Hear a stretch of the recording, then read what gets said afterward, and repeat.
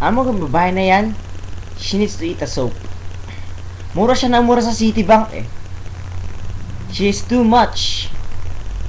Too much for foul languages.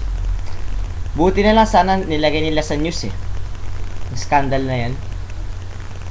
Yung babae na, my god. Puro PI masasabi niya. What is she, batas? From Flip Top? Oh my god. Puro siya ng ano, mura ng mura. Puta ng puta. Sorry about that. Minumurahan niya sa manager. Come on, there's a boss in there. Mag-usap kayo. Masabi ko lang, kung sino tumawag nun, tahanin niyo siya. Mag-settle kayo if you want. I-settle nyo para maayos na lahat. So yun, case is closed.